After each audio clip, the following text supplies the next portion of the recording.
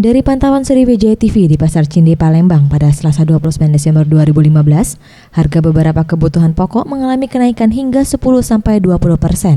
Seperti harga telur yang sebelumnya Rp17.000, kini naik menjadi Rp21.000 per kilogram. Gula pasir yang sebelumnya Rp12.000, kini naik menjadi Rp13.500 per kilogram.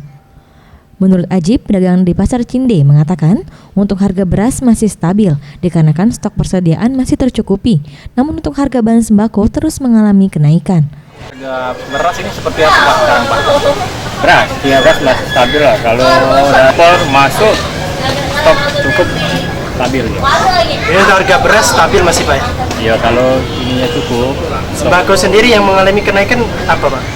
Telur ayam. Telur. Berapa Pak telur? Sekarang 21 sekilo. 1 kilo. Sebelumnya berapa Pak? Sebelumnya kan dari 18, 19 naik terus. Tidak hanya harga sembako yang mengalami kenaikan, harga komoditas sayuran turut naik hingga 30%. Seperti wortel yang sebelumnya Rp10.000, kini menjadi Rp13.000 per kilogram.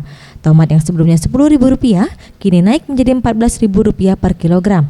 Sementara harga cabai rawit yang sebelumnya Rp40.000, kini menjadi Rp50.000 per kilogram.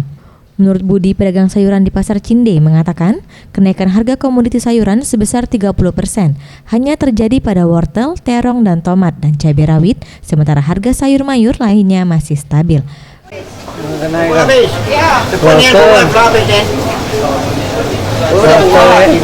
Wortel berapa harganya kok? Wortel 13. Sebelumnya berapa harganya kok? Sebelumnya ya 10. Tomat 14. Ya, sebelumnya berapa tomat kok? Sebelumnya 10. Sekarang Pak yang mau Cabai rawit 50. Ferjati Nugroho, Sriwijaya TV.